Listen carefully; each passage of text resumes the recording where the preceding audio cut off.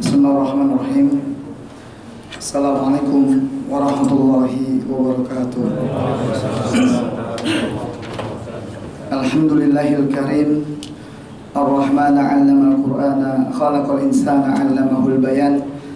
Asyhadu an la ilaha illallah wahdahu la syarika lah wa asyhadu anna Muhammadan abduhu wa rasuluhu la nabiyya ba'dah, amma ba'd. Subhanaka la ilma lana illa ma 'allamtana innaka antal alimul hakim. Subhanaka la ilma lana illa ma 'allamtana innaka antal alimul hakim. Subhanaka la ilma lana illa ma 'allamtana innaka antal alimul hakim. Rabbi zidni ilma. A'udzu billahi minasyaitonir rajim. Bismillahirrahmanirrahim. Wa laqad ba'atsna fi kulli ummatin rasulan an i'budullaha wajtanibut taghut. Hadirin ikhwan wal akhwati fillahi rahimani wa rahimakumullah. Alhamdulillah, siang ini Allah masih menganugerahkan nikmatnya yang begitu besar kepada kita semua. Sampai detik ini mustahil tanpa ada nikmat iman yang melekat di dalam diri kita semua kita masih mau melaksanakan sholat zuhur berjamaah. Mustahil tanpa ada nikmat iman yang melekat di dalam diri kita semua kita masih mau melaksanakan sholawat kepada Nabi Muhammad SAW dan mengikuti sunnah-sunnahnya sampai dengan sekarang ini. Mustahil seluruhnya.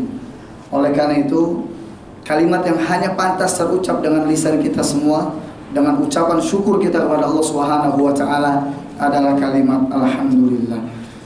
Salat dan taslim kita sampaikan juga kepada Muhammad Rasulullah sallallahu alaihi wasallam. Tanpa beliau kita ini tidak bisa mengenal Allah, tanpa beliau kita ini tidak bisa mengenal bagaimana indahnya Islam. Ya, oleh karena itu beruntung sekali bagi kita yang dilahirkan sebagai umatnya Nabi Muhammad sallallahu alaihi wasallam.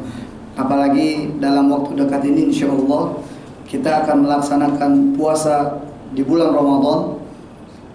Seruan dari Allah Subhanahu wa taala di bulan Ramadan adalah khusus orang-orang yang beriman kepada Allah.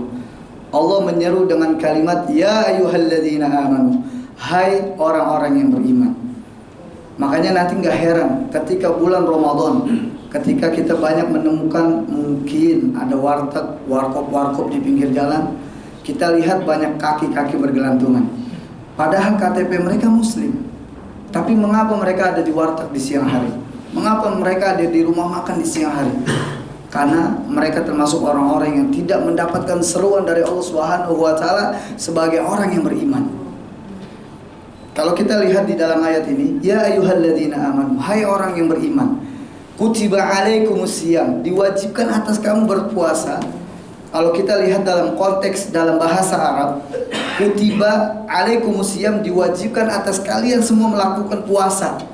Arti sesungguhnya di dalam bahasa Arab diwajibkan itu sebenarnya wujiba atau furido. Tapi kenapa Allah gunakan kata kutiba? Yang arti sesungguhnya ini adalah dicatat. Jadi orang-orang yang selain diseru oleh Allah Subhanahu wa taala, selain mereka beriman kepada Allah, mereka sudah dicatat oleh Allah untuk melaksanakan kewajiban di bulan Ramadan. Makanya orang-orang yang melaksanakan puasa di bulan Ramadan, sebagaimana Rasulullah ingatkan, man shoma ramadhana imanan wa ihtisaban. Barang siapa yang berpuasa di bulan Ramadan karena imannya, wa ihtisaban, dengan berharap semua atas pemberian Allah Subhanahu wa taala, ghufira lahu ma taqaddama min dzambi. Allah ampuni semua dosa-dosa di masa lalunya, ya, atau di masa yang akan datang. Semoga kelak Allah mampukan kita. Allah termasuk menganggap kita ini adalah orang-orang yang sudah dicatat oleh Allah, orang-orang yang memang mendapatkan seruan oleh Allah Subhanahu wa taala untuk melaksanakan puasa di bulan Ramadan. Di dalam kesempatan ini, dalam kajian yang mulia ini insya Allah kita akan membahas tentang pentingnya kita memahami tauhid.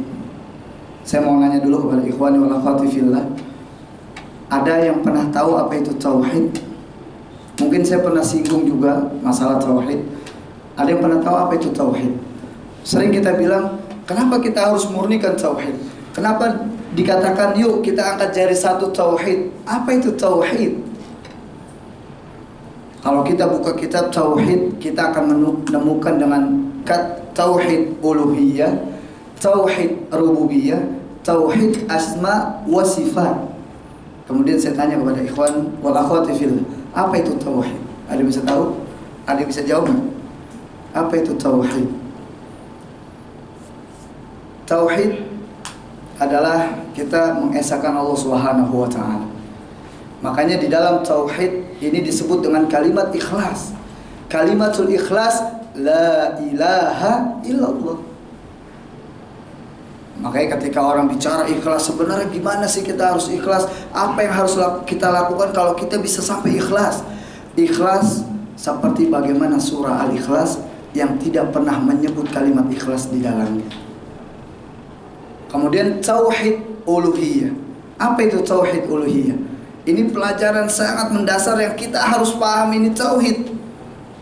Karena semua manusia Allah ciptakan di muka bumi ini tujuannya untuk bertauhid pada Allah Subhanahu wa taala. Nabi Yakub alaihi salam ketika meninggal dunia pesan ke anak-anaknya semua tentang tauhid, penanaman tauhid, nilai-nilai tauhid. Kata Allah Subhanahu wa taala,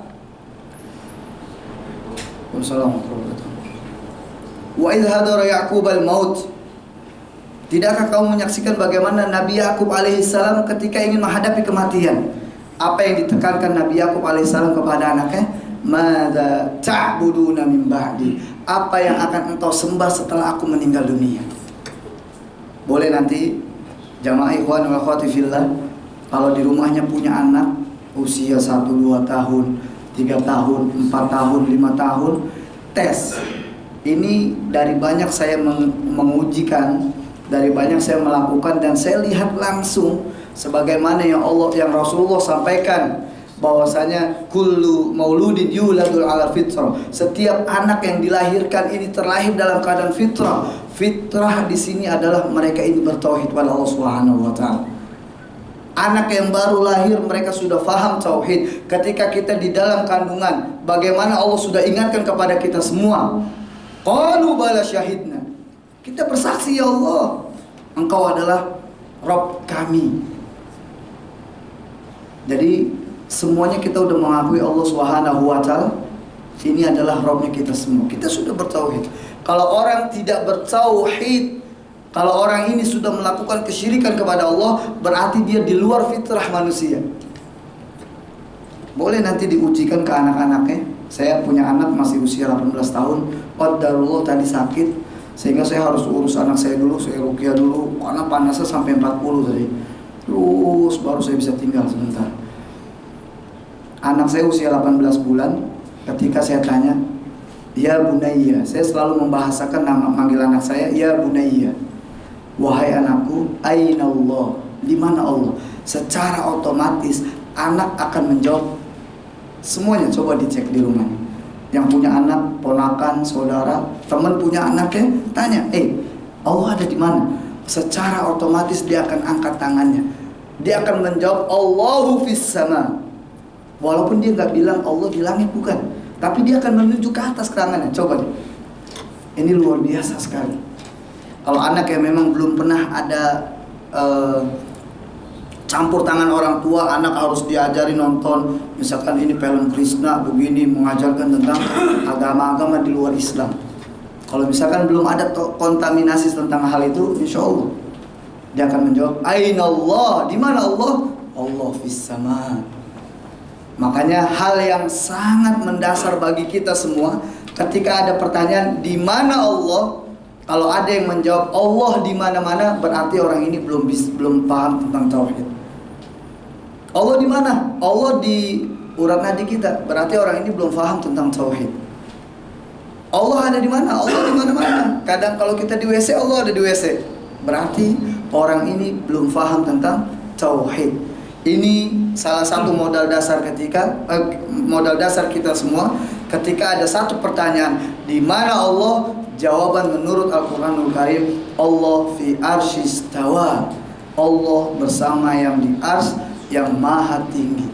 Jadi memang Allah bersemayam di ars. Allah fi arsyil azim. Allah bersemayam di arsy yang sangat agung. Tauhid uluhiyah adalah kita mengakui, mengesahkan Allah, bahwasanya berawal dari tauhid rububiyah. Apa itu tauhid rububiyah? Pertama, kita mengesahkan Allah. Kita yakinin Allah ini yang sudah menciptakan muka bumi ini, Allah yang sudah menciptakan langit, Allah yang sudah menciptakan bumi, Allah yang sudah mengatur rezeki kita, Allah yang sudah menghidupkan kita, Allah yang sudah matikan kita, Allah yang sudah menciptakan kita. Allah semuanya yang di muka bumi ini semuanya Allah Subhanahu wa taala. Ini tauhid rububiyah. Kita akuin Allah Subhanahu wa taala yang mengatur rezeki kita, Allah yang mengatur jodoh kita, Allah yang mengatur seluruh kehidupan kita, menciptakan langit, gunung, bulan, bintang. Walladzi ja'ala syamsa diya'a wal qamara nura. Allah juga yang menjadikan diya'a wa syamsa wal qamara nura. Syamsa, matahari ini bersinar terang, kemudian wal qamara nura, bulan bercahaya. Ini Allah Subhanahu wa taala. Ini tauhid rububiyah. Ya, ikhwani wa akhwati fillah, semoga kita paham tentang apa itu tauhid rububiyah. Pertama, kita esahkan Allah, yakin Allah yang menciptakan kita, Allah yang mengatur semua hidup kita. Kemudian tauhid uluhiyah, ada yang tahu nggak? Ikhwan, tauhid uluhiyah, seluruh ibadah pada Allah Subhanahu wa taala. Makanya semua ulama bersepakat ketika kita bicara rububiyah wa uluhiyah, ulama bersepakat bahwasanya tauhid rububiyah yastalzimu tauhid uluhiyah. Tauhid uluhiyah adalah aplikasi dari tauhid rububiyah. Ketika kita sudah yakin Allah yang menciptakan kita, Allah yang mengatur rezeki kita, Allah yang menghidupkan kita, Allah yang mematikan kita, Allah yang menciptakan semua yang ada di muka bumi ini, kita yakinin ini semuanya Allah, dan kita akui bahwasanya kita hanya beribadah hanya untuk Allah Subhanahu wa taala. Di dalam poin ini saya ingin ada penyampaian dalam pengajian ini, dalam kajian ilmu ini, ada ringkasan yang saya sudah buat ketika kita belajar tauhid rububiyah, tauhid uluhiyah ataupun tauhid asma wa sifat. Pertanyaannya adalah, kenapa kita harus mempelajari tauhid? Kita harus memurnikan tauhid. Dalam banyak kitab tauhid, saya ringkas menjadi ada 5 alasan. Ya, mungkin ikhwan bisa mencerna dengan baik di otaknya, tulis boleh. Alasan yang pertama, kenapa kita harus mempelajari tauhid? Kenapa kita harus memurnikan tauhid? Kenapa kita harus menjunjung nilai-nilai tauhid? Alasan yang pertama, ketika kita membuka Al-Quranul Karim. Al-Quranul Karim, Allah buat Al-Quranul Karim ini merupakan firman Allah, yang ini ada 114 surah. Kalau kita lihat dari surah yang pertama, yakni surah Al-Fatihah, alasan yang pertama, kata kerja pertama yang kita temukan di dalam surah Al-Fatihah ini tentang tauhid kepada Allah. Kita contohkan atau kita sebutkan satu-satu ayatnya, kita cari di mana kata kerja yang ini mengandung nilai tauhid. A'udzubillahi minasyaitonirrajim. Bismillahirrahmanirrahim. Di ayat pertama kita nggak menemukan kata kerja. Ini nggak ada. Alhamdulillahi rabbil alamin. Di ayat keduanya juga nggak ada kata kerjanya. Ar-Rahmanir-Rahim. Di ayat ketiga nggak kita temukan kata kerjanya.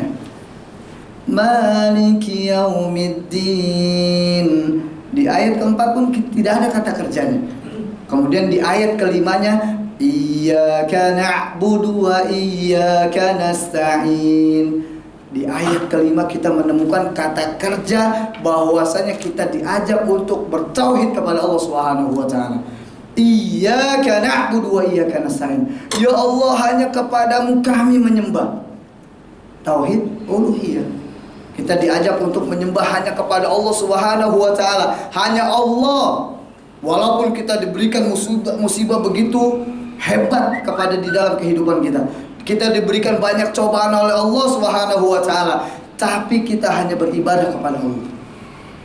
Kalau kita sudah faham tauhid, mustahil di dalam kehidupan kita, kita akan bertanya kepada orang pintar. Mustahil. Kalau ada orang yang masih bertanya kepada orang pintar, mendatangi dukun yang katanya ini bisa memberikan kekebalan kepada kita, yang katanya ini akan mendatangkan keberuntungan, berarti orang ini belum bertauhid pada Allah Subhanahu wa taala. Ini alasan yang pertama. Alasan yang kedua adalah kata kerja perintah atau fi'il amar. Di dalam Al-Quranul Karim yang pertama kita temukan adalah tentang tauhid kepada Allah Subhanahu wa ta'ala. Boleh nanti buka di dalam surah Al-Baqarah ayat 20, Allah sampaikan, ya ayuhan nas, hai seluruh manusia.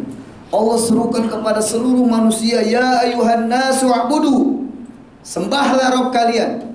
A'budu rabbakumul ladzi, sembahlah Rabb kalian alladzi, yang sudah khalaqakum, yang menciptakan kalian, min qablikum, dan dari sebelum kalian, la'allakum tattaqun, agar kalian menjadi orang-orang bertakwa pada Allah Subhanahu wa taala. Ini salah satu alasan yang kedua. Kenapa kita harus murnikan tauhid? Alasan yang kedua adalah kata kerja perintah yang Allah sampaikan di dalam Al-Qur'an. Ini tentang tauhid kepada Allah Subhanahu wa taala. Alasan yang ketiga, kalau kita bicara tauhid pasti ada lawan kata dari tauhid, betul? Apa lawan kata dari tauhid? Syirik pada Allah Subhanahu wa taala. Kalau kita bicara tauhid, lawan kata dari tauhid itu adalah syirik. Berarti Allah perintahkan kepada kita semua agar kita menjauhkan semua perbuatan syirik. Pertama kali kita temukan ada di Al-Baqarah ayat setelah 20, yakni ayat 21. Allah sampaikan dengan kita, fala taj'alu lillahi andadan, maka janganlah kalian menjadikan Allah ini sebagai tandingan-tandingan kalian. Kita sudah mengakui Allah, la ilaha illallah. Kita akuin bahwa tidak ada ilah yang patut disembah kecuali Allah. Tidak ada yang perlu kita anggap hebat, kuat, sakti illallah. Berarti kalau kita sudah mengakui Allah ini segala-galanya, nggak perlu lagi ada tandingan-tandingan selain Allah Subhanahu wa ta'ala. Ini alasan yang ketiga. Alasan yang keempat, ya, kalau bicara tauhid ada lawan kata dari syirik. Iman lawan katanya apa? Iman. Lawan kata dari iman kufur. Lawan kata dari Islam jahiliyah. Alasan yang keempat, ini menarik sekali. Di alasan keempat Allah sampaikan bahwasanya semua mihwatur rasul, semua perintah Allah kepada para rasul yang Allah turunkan di muka bumi ini semua ajarannya tentang tauhid kepada Allah Subhanahu wa taala. Ini tertera di dalam surah An-Nahl ayat 36. Allah sampaikan kepada kita semua, walaqad ba'atsna fi kulli ummatin rasulan an i'budullaha wajtanibut taghut. Walaqad ba'atsna, dan sungguh telah aku utus, dan sungguh telah kami utus kepada kalian, fi kulli ummatin, dalam setiap umat, rasulan, seorang rasul, an i'budullaha. Seorang rasul ini diperintahkan oleh Allah Subhanahu wa taala an i'budullaha, untuk mengajak umat-umatnya menyembah Allah. Tauhid. Semua penekanan tentang tauhid. An i'budullaha, kemudian wajtanibut taghut, dan menjauhi segala para taghut. Sering kita mendengar kalimat, apa itu taghut? Taghut ini berawal dari kata tagha. Ada yang tahu apa itu tagha? Tagha artinya berlebih-lebihan, melampaui batas, ini tagha. Kalau kita punya uang, kita anggap uang ini segala-galanya. Kalau kita nggak punya uang, kita akan mati, nggak bisa ngapa-ngapain. Berarti kita sudah menganggap uang ini adalah taghut dan tandingan-tandingan Allah Subhanahu wa taala. Padahal selain uang, Allah sudah memberikan nikmat yang begitu besar kepada kita, yakni sehat. Coba kita bandingkan. Ketika Allah kasih semua yang ada di tubuh kita ini secara gratis, seluruhnya gratis. Mata masih diberikan cahayanya oleh Allah sehingga bisa melihat dengan terang jelas. Tapi kalau Allah cabut nikmat mata, kemudian kita harus berobat, berapa uang yang harus kita berikan ke rumah sakit? Berapa uang yang harus kita bayar ke dokter, murah atau mahal? Mahal. Kalau ini kita syukuri bersama, makanya ancaman dari Allah Subhanahu wa taala kepada kita semua, la in syakartum la azidannakum. Jika kalian semua syukur kepada Allah Subhanahu wa taala, la azidannakum, akan Allah tambah semua nikmat-nikmat yang sudah diberikan kepada kita semua. Wala in kafartum, dan jika kalian semua kufur atas semua nikmat Allah, inna adzabi lasyadid. Sesungguhnya azab Allah adalah sangat pedih. Ya, ini ngeri. Banyak sekali di antara kita, banyak sekali yang kita banyak melupakan bahwasanya Allah udah kasih sebenarnya nikmat yang begitu besar kepada kita semua. Mungkin sering saya mengingatkan kepada jamaah-jamaah, ketika kita bicara nikmat yang Allah berikan kepada kita, ini sebenarnya sedang menghancurkan nikmat yang sebelumnya Allah kasih kepada kita. Contoh, ketika Allah memberikan nikmatnya bersepeda kepada kita, ini sedang menghancurkan nikmat berjalan kaki. Sebelum punya sepeda, kita asik kemana-mana kita berjalan kaki. Masyan alal aqdam, setiap perjalanan kita lakukan dengan berjalan kaki. Tapi Allah kasih nikmat bersepeda, Allah hancurkan nikmat sebelumnya, dan kita lupakan nikmatnya berjalan kaki. Kita asik bersepeda. Kemudian Allah tambahkan lagi nikmatnya berkendaraan. Kita punya motor. Dalam perjalanan kemanapun tujuan kita, selalu kita naik motor. Disinilah sebenarnya kita sedang menghancurkan nikmat yang sebelumnya yang sudah kita dapatkan, bersepeda dan nikmat berjalan kaki. Dan begitu pun seterusnya, dikasih nikmatnya bermobil. Kita punya mobil, kemanapun tujuan kita selalu berkendaraan dengan mobil. Jalan terus menerus. Kalau kita sadari bersama, ini sebenarnya kita sedang menghancurkan nikmatnya bersepeda, berjalan kaki, ataupun berkendaraan motor. Oleh karena itu, kalau kita sudah fahami tentang bagaimana kita bertauhid kepada Allah Subhanahu wa taala, kita jadikan la ilaha illallah, tidak ada ilah yang patut kita sembah kecuali Allah. Allah ini maha hebat, Allah ini maha kuat. Ini luar biasa di dalam kehidupan kita. Yang kelima, ini poin dari tujuan kita atau alasan kita kenapa kita harus bertauhid kepada Allah. Alasan yang kelima, semua ibadah yang kita lakukan kepada Allah harus berlandaskan dengan tauhid kepada Allah Subhanahu wa taala. Harus dilandasi dengan tauhid, yakni ikhlas kepada Allah Subhanahu wa taala. Ini tertera di dalam surah Al-Furqan, surah yang ke-25. Allah sampaikan di ayat ke-23, wa qadimna ila ma 'amilu min 'amalin faja'alnahu haba'an mansura. Jadi ketika kita sudah melakukan amal ibadah selama hidup kita di dunia, sesungguhnya amal ibadah yang kita lakukan di dunia ini, di akhirat kelak, ini seperti debu-debu yang bertebangan. Artinya apa? Artinya amalan kita akan sia-sia kalau kita tidak landasi dengan tauhid kepada Allah Subhanahu wa taala. Kalau kita tidak landasi dengan ikhlas kepada Allah Subhanahu wa taala. Para ulama bersepakat bahwasanya ada dua syarat. Ada dua syarat ketika kita ibadah kepada Allah, kemudian ibadah ini akan diterima oleh Allah Subhanahu wa taala. Syaratnya cuma dua. Syarat yang pertama, kita ini harus ikhlas kepada Allah Subhanahu wa taala. Ibadah kita benar-benar untuk Allah. Semuanya kita serahkan untuk Allah. Ketika kita sholat, Allahu Akbar, Bismillahirrahmanirrahim. Mau kita sendiri ataupun rame-rame, kita tetap sholat khusyuk kepada Allah Subhanahu wa taala. Beda dengan orang yang tidak karena Allah. Ketika Allahu Akbar, rame nih, Alhamdulillahi Rabbil Alamin, khusyuk sekali ketika ramai. Tapi ketika sepi, wah nggak ada orang, biasa aja deh. Ini akan dipertanyakan oleh Allah Subhanahu wa taala. Ibadah yang seperti ini akan dilihat oleh Allah. Oh, ternyata ibadahnya pengen dilihat. Berarti ini akan menjadi debu-debu yang bertebangan. Ya.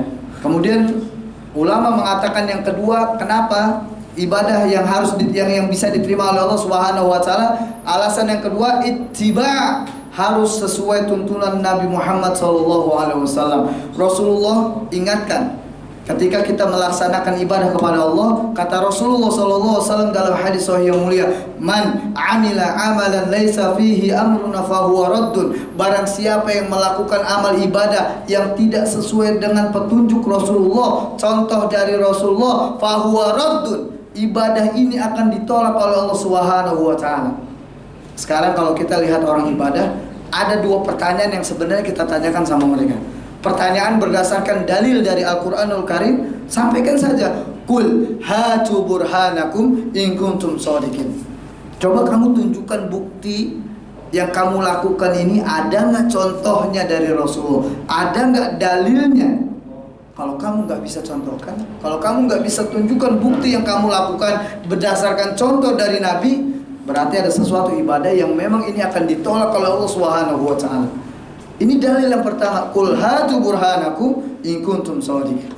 Dalil yang kedua yang tadi saya sampaikan di hadis sahih yang mulia, man amila amalan laisa fihi amruna fahuwa raddun. Barang siapa yang melakukan amal ibadah yang tidak ada contohnya dari Rasulullah, fahuwa raddun, ditolak sama Allah Subhanahu wa taala.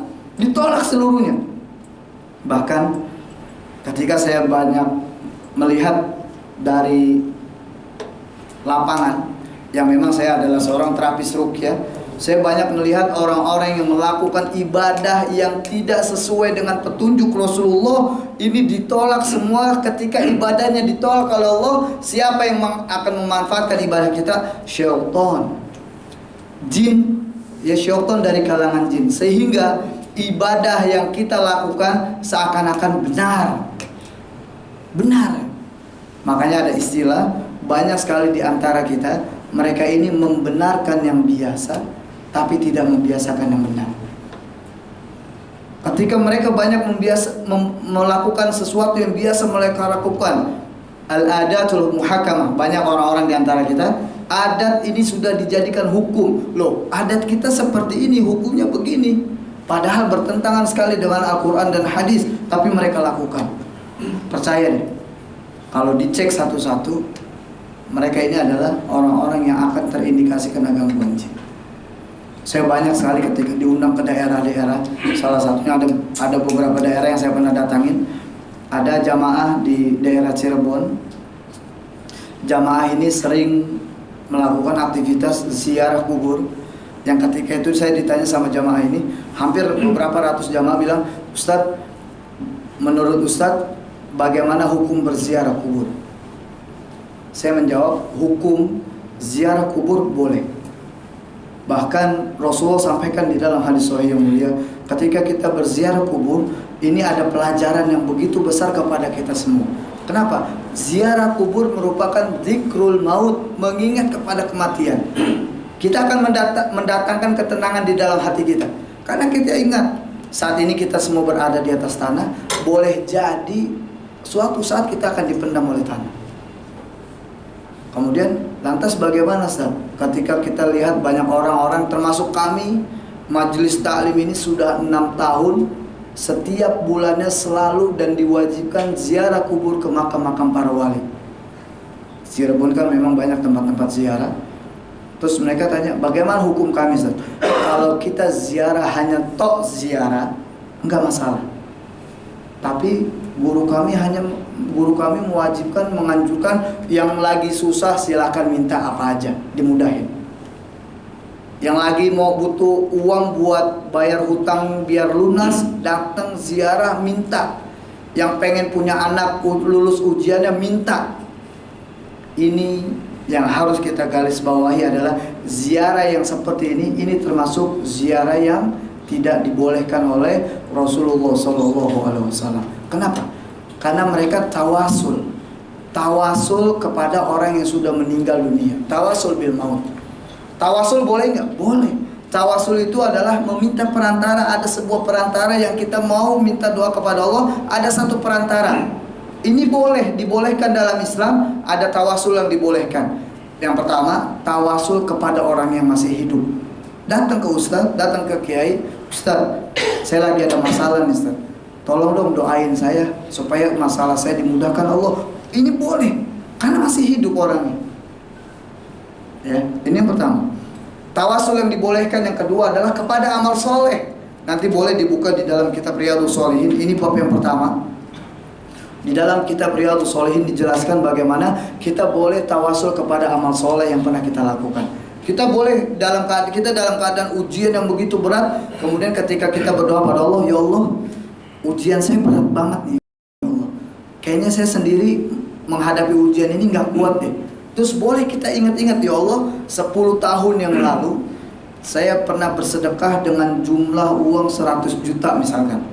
Ya Allah, jika memang sedekah yang saat itu saya berikan kepada semua fakir miskin dengan mengharap semua ridhomu ya Allah, maka dengan sedekah itu kabulkan doa saya. Itu boleh.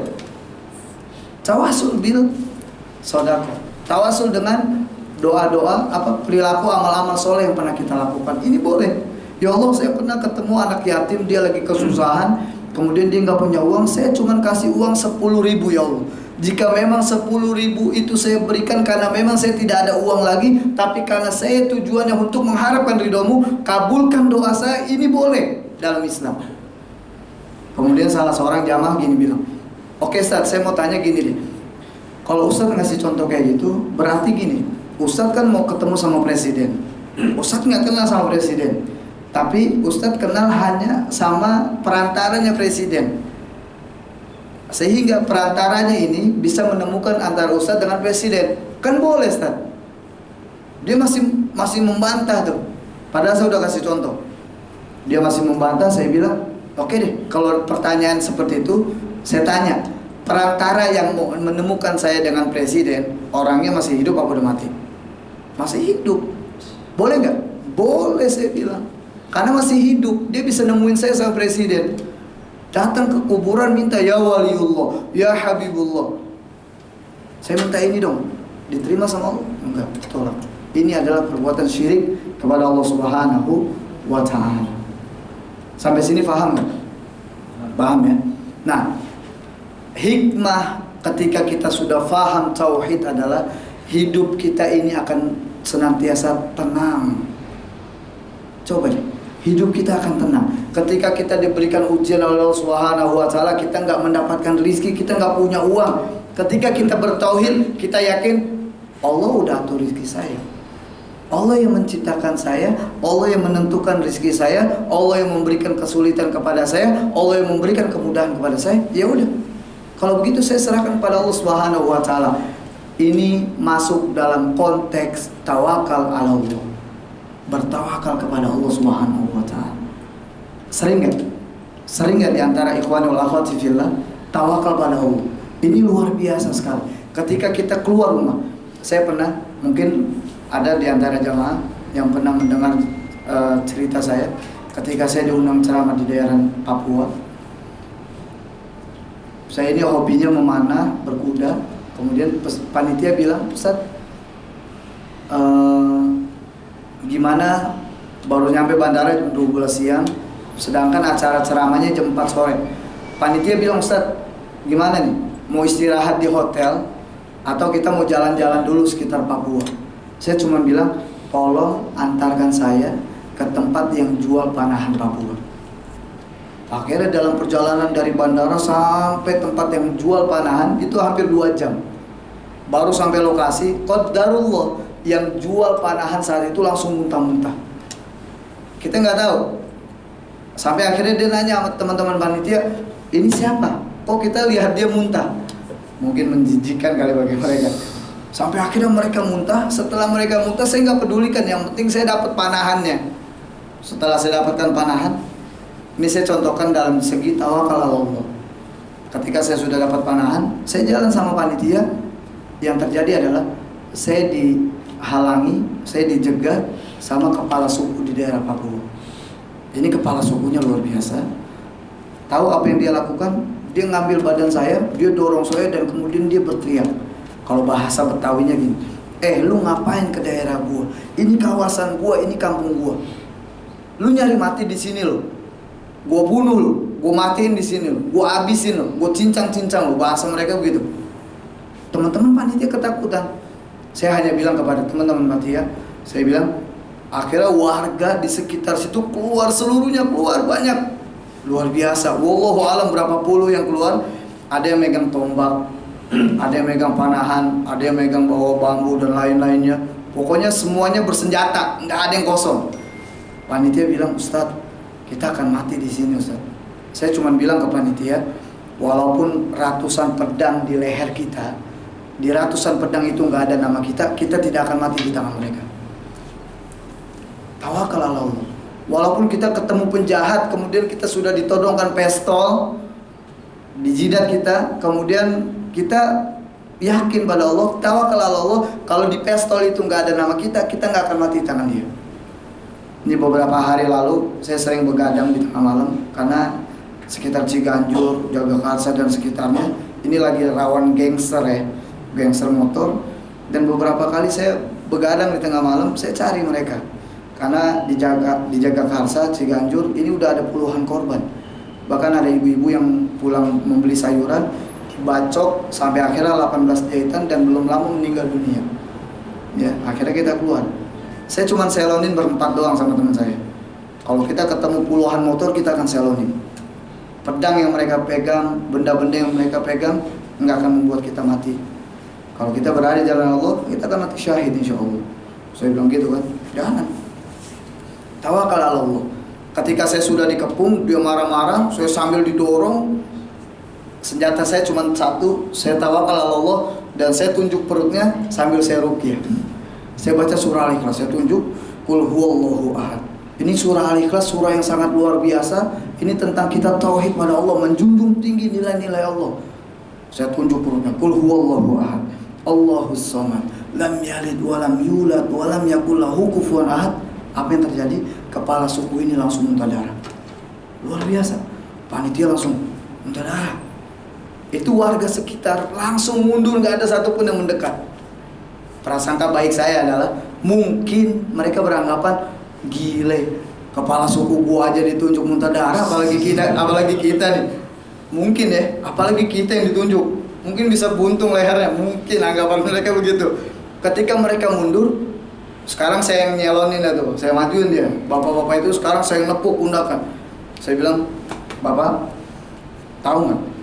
Yang tadi saya baca ini tentang surah Al-Ikhlas, kita harus mengesahkan Allah di atas segala-galanya. Bapak, ribuan orang menghadang saya, membunuh saya nggak akan mundur. Karena saya tetap menjunjung tinggi Allah di atas segala-galanya. Gemeter tuh dia di depan saya bilang gitu. Di depan puluhan orang saya bilang begitu ke Bapak itu, sambil saya tunjuk-tunjuk. Kemudian qadarullah, dia nanya, terus bagaimana cara saya biar saya kenal Allah Subhanahu wa taala? Dia nggak bilang Allah Subhanahu wa taala.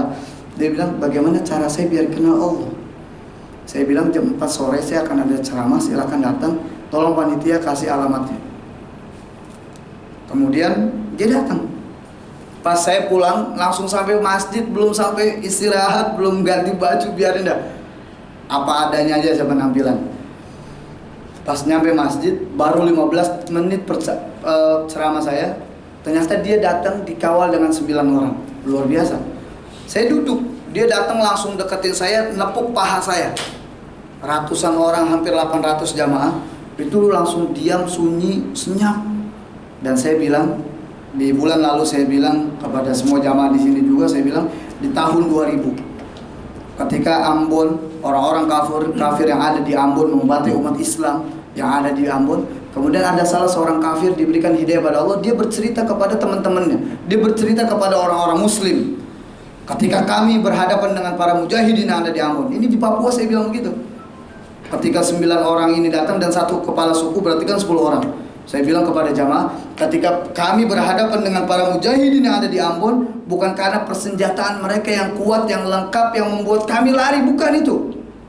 Tapi ketika mereka mujahidin yang ada di Ambon berteriak Allahu Akbar, ini yang membuat kami lari tunggang langgang. Akhirnya semua jamaah yang di dalam situ langsung berteriak Allahu Akbar.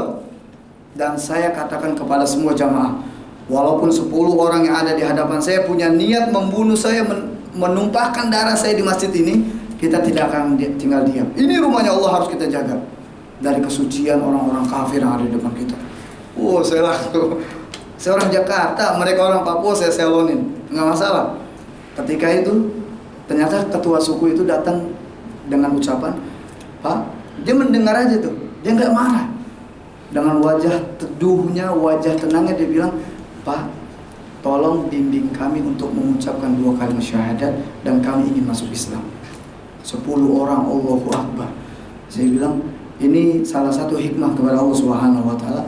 Ketika kita sudah tanamkan nilai-nilai tauhid di dalam diri kita, dimanapun kita berada, kita tidak akan pernah takut kepada siapapun kecuali kepada Allah Subhanahu wa taala.